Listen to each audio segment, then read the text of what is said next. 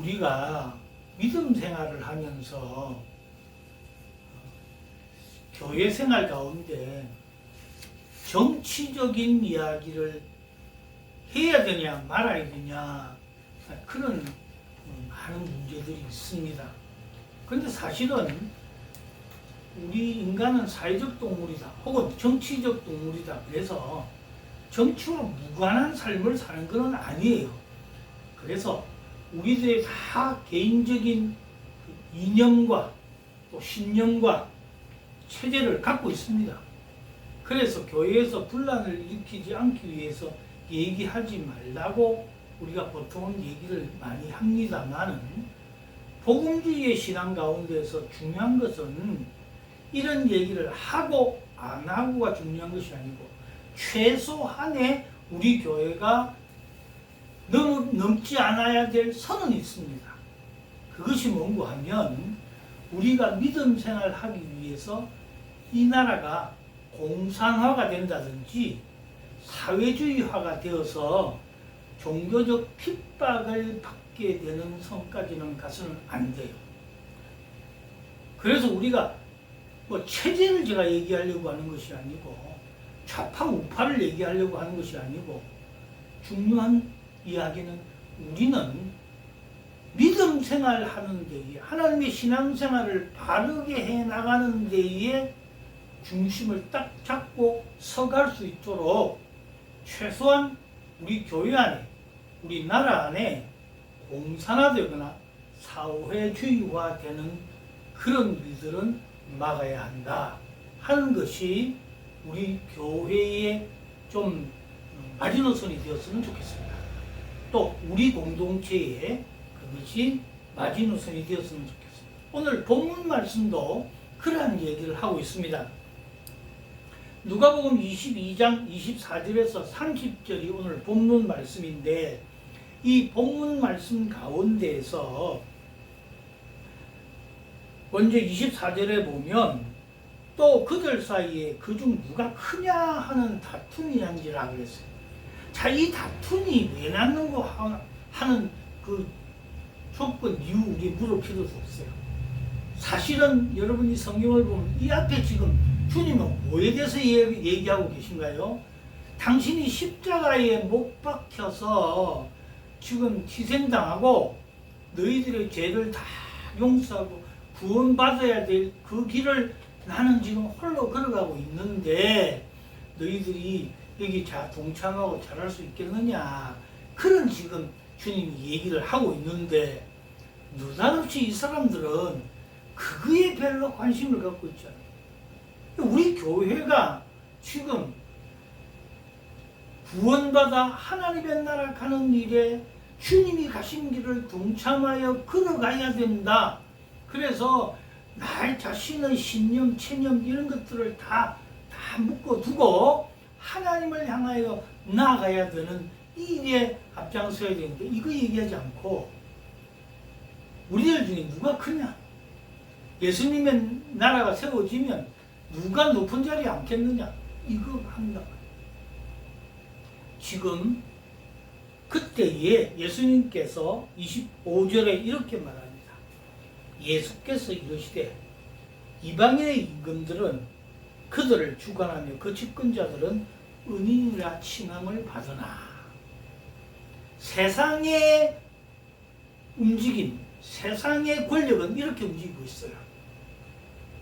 그래서 사람들로부터서 자기가 주관자가 되고 싶어하고, 자기가 모든 것을 하고 싶어하고, 임금뿐이 아닙니다. 지금 뭐 민주주의 국가라고 하는 나라들 가운데에서도 자기가 모든 것을 주관하려고 하는 이런 일들이 많이 일어나고 있지요. 그리고 그 집권자는 사람들로부터서 모든 선정을 베풀어서 내가 대단한 인물이다, 여기 은인이라 그렇게 말되어 있지만 저 사람은 모든 걸 잘하는 사람이라 그런 얘기예요. 집권자가 모든 것을 다 잘하고 있다, 그래서 대단한 사람이다, 이런 칭함을 받고 싶어한다. 오늘 세상의 지도자나 교회의 지도자들이 새겨야 될 말들입니다. 이 말의 의미는 뭔고 하면 지도자들은 세상의 지도자나 교회의 지도자나 자꾸 무슨 시스템, 체계를 만들려고 해요.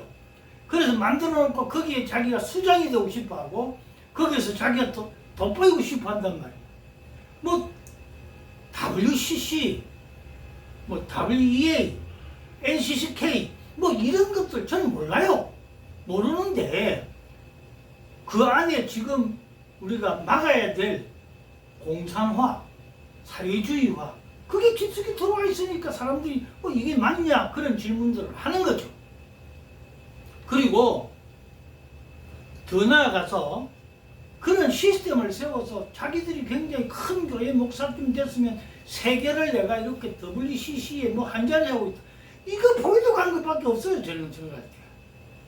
이건 아니에요. 우리 교회가 그렇고 우리 사회가 그렇다면 똑같이 나아가는, 그래서 뭐 대단한 건 내가 세워놓고 역사의 길이 이름을 남기려고, 주님은 그거 원하지 않았어요. 지금 교회가 그런 모습들로 나아가는 데에 우리가 진정으로 회개하고 나아갈 것입니다. 진정한 복음주의는 뭐냐? 어떤 뭐 체계를 세워놓고 그런 게 아니에요. 한 사람 한 사람이 영혼이 하나님 앞에 중요하게 여겨지는 시대를 만들어야 되고요. 그 한 사람의 영혼이 죽게 돌아와 주의 말씀과 진리대로 살아가는 데에 모든 것을 바치는 그런 일이 되어야 된다 그런 말이죠. 그런데 이 시대가 그렇지 않는 것에 문제가 있는 거예요. 다 자기가 대단한 은인화 되고 싶고 대접받고 싶어하고 내가 뭔가 해놓은 것, 여러분 뭘 해놓겠단 말입니까? 종교개혁의 기치 가운데 하나가 뭔고 하면 온전히 성경으로 오직 그리스도로, 그리고 나의 공로가 아닌 주님의 구원의 보혈의 피로, 이게 개혁이 아니에요. 그런데 자꾸 공로를 세우려고 해요. 뭔가 쌓아놓으려고 해요. 그게 저는 뭐 큰 교회, 작은 교회를 말하고 싶지 않아요. 작은 교회 안에서도 보면 뭐 목사님 자체가 상당히 우상화되어 가기를 원해요. 그게 하나님이 원하시는 길이에요.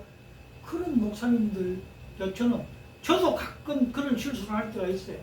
오늘 또 제가 차를 대면서 목사님이시죠? 뭐 그러면서 뭐 얘기를 하는데 이렇게 되시고 뭐 이렇게, 제가 그 선을 모르고 뭐 몰라서 그랬겠습니다. 예, 그렇게 하겠습니다. 뭐 사람이 우리가 그렇게 뭘 자꾸만 상대에게 군림하려고 한 목사는 더 섬겨야 되는 거예요. 더 낮아져서 가장, 그래서 주님은 하도 안 되니까 뭐라고 말씀하셨나요? 한 어린아이를 이렇게 품에 안으시며 너희가 이 어린아이와 같이 아니하면 천국을 볼 자가 없다. 그렇게 말하잖아요. 그렇게 말씀하신 그 말씀은 어디까지 간 곳이 없고 다 내가 어른이어야 돼요. 다 내가 뭔가 이루어 나와야 돼요. 이게 우리에게 주는 메시지가 아닙니다. 세상의 지도자들도 교계의 지도자들도 다 이걸 깨달아 알아야 돼요. 우리 성도들도 마찬가지예요. 무슨 장로되고 무슨 권사되면 큰 벼슬을 한 것처럼 교회 안에서 그렇게 생각하고 거기서 뭐 남들 가르치려고 들고 자꾸 대접받으려고 들고 그런다면 그건 아무것도 아니에요. 하나님 나라에서 그렇게 쓰임받는 자가 아니라 하나님이 우리에게 하나님의 나라를 맡길 자가 누군가, 오늘 제목처럼 맡길 자 한번 볼게요. 그런데 그 다음에 보면 26절에는 그리스도인은 어떻게 하는가? 그리스도인은 세상의 서열과 반대로 합니다. 너희는 그렇지 않을지니 너희는 그래서는 안 된다는 거예요. 주님이 분명히 말씀하시죠. 너희 중에 큰 자는 젊은 자와 같고, 너희 중에서 가장 크고 높은 자라고 하는 것은 여기 젊은 자라고 하지만은 나이 어린 자, 그 당시 예수님 당시에 어린아이들은 사람의 숫자에도 들어가지 않았어요. 그렇게 칠 만큼 작은 자가 되어야 됩니다. 어린아이와 같은 자가 되어야 됩니다. 다서서 뭔가 하는 자가 아니라 그런 말이죠. 또 다스리는 자는 섬기는 자와 같을지라. 다스리는 자, 세상을 다스리는 자도 마찬가지고 교회의 지도자들도 마찬가지. 또 우리 교회 안의 중직자들도 마찬가지예요. 다스리는 자는 섬기는 자와 같이 돼야 돼요. 다시 말하면 섬겨라 그러지. 섬김의 직분이지요. 군림하고 다스리는 직분이 아닌 것이에요. 우리가 그런 점에서 대접을 받고자 하는 대로 대접하라는 주님의 그 황금률 같은 말씀과 같이 우리가 정말 하늘에서 대접받을 것을 생각하고 대접하고 나누고 함께하는 자가 될 때 하나님이 정말로 기뻐하는 하나님 나라를 맡길 만한 그런 사람이 된다는 거예요. 그게 전제 조건입니다. 그 다음에 나아가서 27절에서 29절에 하나님을 맡길 자에 대해서 한 세 가지로 얘기합니다. 먼저 27절 보면 앉아서 먹는 자가 크냐 섬기는 자가 크냐 앉아서 먹는 자가 아니냐 그러나 나는 섬기는 자로 너희 중에 있노라. 예수님이 참 말씀 잘하셨죠. 그죠? 자, 앉아서 탁 이렇게 먹는 사람이 그 높은 사람일까요? 아니면 와서 옆에 시중 들면서 서빙하고 있는 사람이 높을까요? 세상의 원칙으로 보면 당연하죠. 그죠? 앉아서 먹는 사람이 높은 사람 아니에요. 그런데 예수님은 우리에게 오셔서 그런 모습으로 내가 너희에게 하자. 너희들을 보고는 다 아시는 대로 요한복음 13장에 보면 너희들은 다 자리에 앉으라. 그리고서 예수님은 수건을 허리에 동이시고 대하에 물을 떠와서 제자들의 발을 씻었다. 무릎을 꿇고 제자들의 발을 씻어줬다. 그게 예수님의 모습이에요. 그게 섬기는 자의 모습이라 그런 말입니다. 너희가 나를 선생이라 하느냐?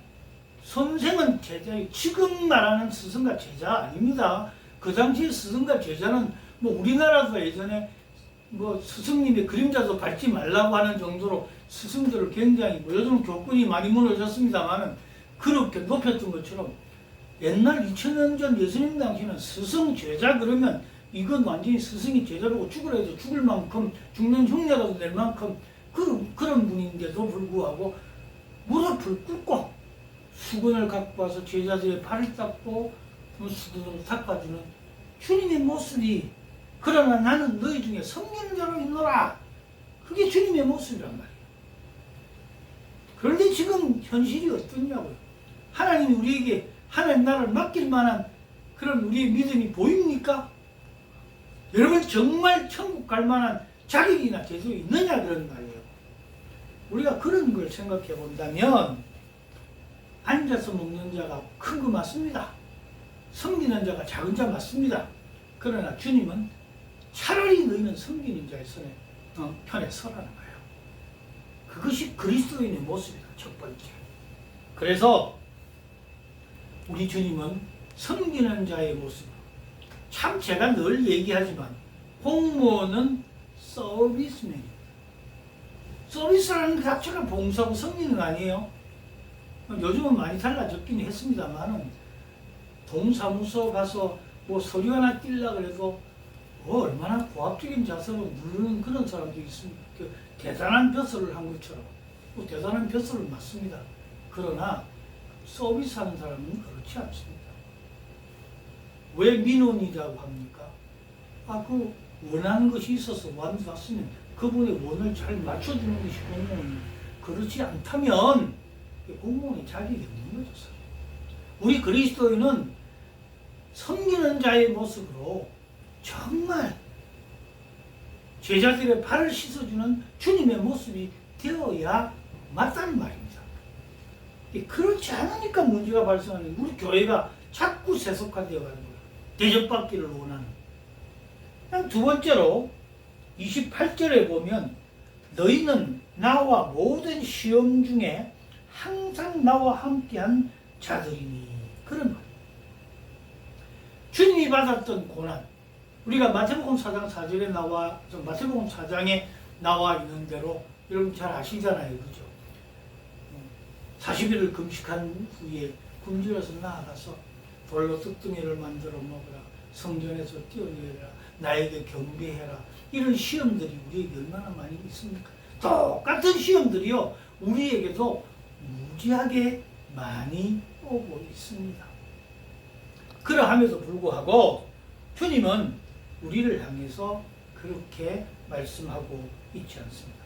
너희가 그런 시험 가운데서도 항상 나와 함께 하고 있는 사람이 하늘나라를 맡길 만한 사람. 그러니까 우리에게는 응당 시험이 온다고 말이에요. 제가 수요일날 말씀드린 대로 정말 우리가 하나님의 사람, 집을 짓는 자가 반석 위에 짓는 자들의 그 생각에는 두 가지가 있었다 했습니다. 하나는 반석 위에 지어야 집을 튼튼하게 잘 짓는다고 하는 말씀 위에 토대로 우리 인생길을 살아야 하지만은 집도 지을 때 단단하게 지어야 돼요. 왜?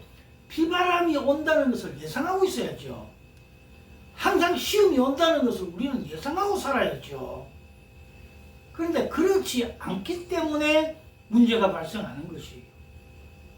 그와 마찬가지로 우리는 늘 시험이 온다고 생각해야 돼요. 그러나 그 시험을 이길 수 있는 힘은 그리스도밖에 없어요. 우리 주님을 단단히 붙잡고 나가는 것밖에 없단 말이에요. 그때 주님 붙잡고 주님 나와 함께 계셔주세요. 내가 지금 힘들고 어려울 때마다 주님밖에 없습니다. 내가 온전히 살아갈 길은 주님밖에 없어요 하고 겸손히 주님과 함께 거하기를 원하는 자는 하늘나라에서 큰 자일 뿐만 아니라 하나님의 나라를 맡길 만한 사람이다, 그런 말이죠.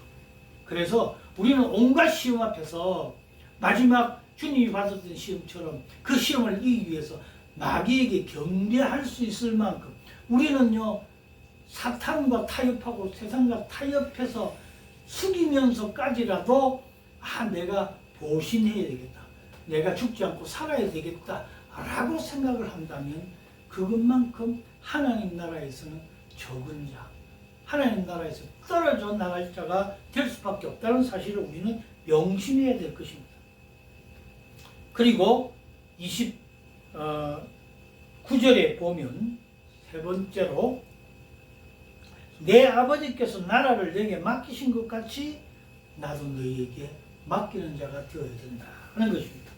성부 하나님께서 성자 예수님께 나라를 맡기신 것처럼 우리도 나라를 예수님께서 우리에게 나라를 맡기실 때에 뭘로 갖고 우리 하나님께서 나를 맡기시겠습니까? 제가 지난주인가요? 말씀드렸던 대로 사람을 사귈 때도 상대가 다른 것보다 좋은 사람, 나쁜 사람 그거 구별하는 것보다 믿을 만한 사람인 것을 우리가 알아야 된다 그랬잖아요. 정말 믿을 만한 사람을 사귀는 것이 가장 최고예요. 그런데 오늘 주님이 내게 이렇게 맡길 만큼 나는 주님을 믿고 있다고 하지만 주님이 나를 쳐다볼 때에 내가 주님을 향한 믿음이 그만큼 도달할 수 있는 자격을 갖추고 있는 자일까 한번 생각해 봐야죠. 하나님 보시기에 너는 정말 믿을만하네. 너는 정말 하늘나라에 와도 내 보좌에 앉고, 오늘 본문에 보면 나중에 나올 것입니다만 보좌에 앉히고 나의 상에서 먹을 만큼 넌 믿을만하네. 넌 나와 함께 친구할 만하네. 그런 믿음을 갖고 있는 말이에요. 그 자격은 믿음인데 그렇게 할 만하냐고 말이에요. 내 아버지께서 나라를 내게 맡기신 것 같이 나도 너희에게 맡길만 하냐 그 말이에요. 이 세 가지를 우리가 명심하면서 신앙생활을 해야 돼요. 다시 한번 잘 말씀드립니다. 하나님 나라에서는 앉아서 먹는 자보다 섬기는 자가 되라는 거예요. 다시 말하면 예수님처럼 섬기는 자가 되어야 돼요. 늘 낮은 자리에서 섬기는 자가 되어라. 두 번째로는 예수님이 받았던 시험에 우리도 동참해서 그 시험을 이기기 위해서 늘 주님과 함께 동행하는 삶을 살아라. 그리고 세 번째로는 하나님의 나라를 내게 맡기실 만큼 나는 믿음의 사람인가? 늘 점검하며 살아라. 그런 사람이 될 때 하나님께서 정말로 맡길 만한 하나님의 나라 백성이 된다는 것입니다. 그런데요, 우리 주님은 결론적으로 그렇게 말합니다. 30절에 보면 너희로 내 나라에 있어 내 상에서 먹고 마시며 또는 보좌에 앉아 이스라엘 12지파를 다스리게 하려 하노라. 맡길 만한 믿음을 가진 자, 그 사람을 하나님 택해서 하나님 나라를 맡을 만한 사람은 결론적으로 먼저 말하는 건 뭐라고 하면 너희는 내 나라에 있는 내 백성이다. 하나님 나라에 있는 백성이 된다는 거예요. 그러기 위해서는 아까 첫 번째 뭐였어요? 앉아서 먹는 자가 섬기는 자보다 크다고 보는 세상에서 예수님은 섬겼던 것처럼 너희도 섬기는 자가 되어야 하늘나라 백성이 되는 거죠. 그래서 너희는 내 나라에 있는 백성이 된다. 하나님 나라의 백성이 될 수 있는 자격은 첫 번째로는 섬기는 자예요. 섬기는 자. 우리가 분리하는 자가 아니란 말이에요. 내 하나가 뭐 돋보이는 자가 아니라 그런 거예요.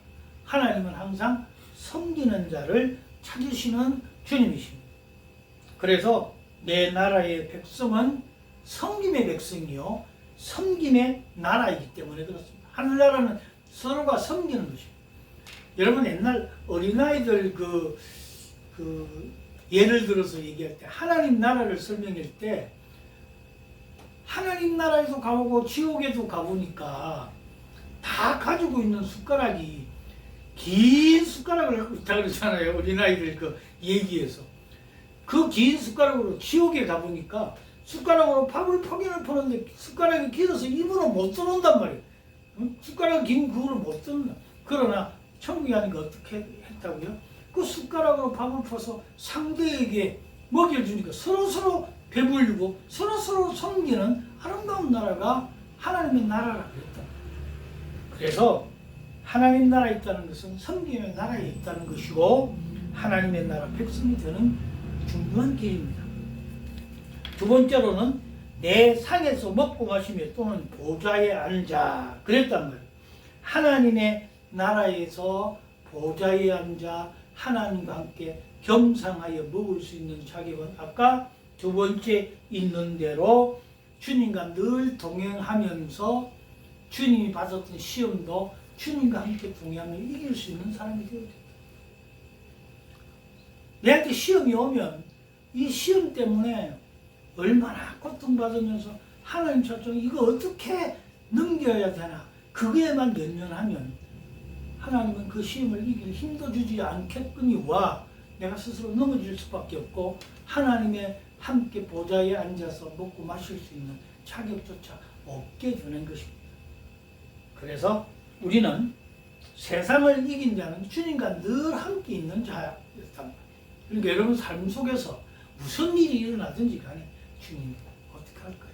주님 예수님과 함께 동행하는 자가 될 때에 주님이 우리에게 주시는 은혜가 넘치게 될 것입니다. 그래서 그 사람이야말로 하나님의 상에서 같이 먹고 마시며 보좌에 앉아 참으로 기쁜 나날들을 보낼 수 있는 천국을 맡기는 자가 된다는 것입니다. 마지막으로 30절 말미에 보면 이스라엘 12지파를 다스리게 하려 하노라. 다시 말하면 믿음을 갖춘 자만이 하나님의 나라에서 다스릴 수 있는 자격이 되는 거예요. 여러분 믿음을 갖추지 않으면 주님께서 우리를 볼 때에 성부 하나님께서 성자 예수님께 이 나라를 맡기신 것처럼 하나님의 나라를 예수님께서 우리에게 맡길 수 있는 것은 뭐라고 했어요? 우리의 믿음이 정말 하나님이 보실 때 너 맡길만 하다. 너 참 믿음심이 있다. 그런 사람이어야 된다고 했잖아요. 그와 또 마찬가지로 우리가 섬기는 자요, 또 주님과 함께 시험을 이겨낸 자라고 한다면 믿음성이 있어서 하나님께서 믿을만해서 너는 12지파를 다, 12지파라고 하는 말은 다른 말로 말하면 하나님 나라의 다스리는 자로 있다는 말이에요. 하나님 나라의 다스리는 자라고 해서 아까 뭐라고요? 군림하거나 그런 자가 아니잖아요. 천국은 다 섬기면서 스스로가 다 함께 다스려 나가는, 법이 없어도 살 수 있는 하나님의 사랑의 법, 은혜의 법, 하나님의 진리의 법으로 다 묶여서 하나님께 맡길 만한 사람으로 살아갈 수 있다는 것입니다. 오늘 제가 세상의 지도자, 교회의 지도자 얘기를 먼저 드렸습니다. 우리 그게 중요한 게 아닙니다. 우리는 세상에서 무슨 지도자로서 군림하려고 지도자가 되는 가장 훌륭한 지도자. 여러분, 세상의 지도자도요, 인도의 간디와 같은 사람들 보면 섬겼잖아요. 그죠? 섬기는 자들이 역사에서도 추앙받습니다. 하나님께도 인정받게 되어 있습니다. 그런데 섬김이 없고 군림하고 독재자로 있었던 사람들, 그 차우체스쿠 같은 그런 사람들 보면 결말이 얼마나 비참하게 끝납니까? 하늘나라에서도 비참하게 끝날 것입니다. 우리는 그런 점들을 잘 생각해서 하나님 나라에 정말 섬김을 받는 하나님 나라를 크게 맡김을 받는 자가 다 되시기를 주의 이름으로 간절히 축복합니다.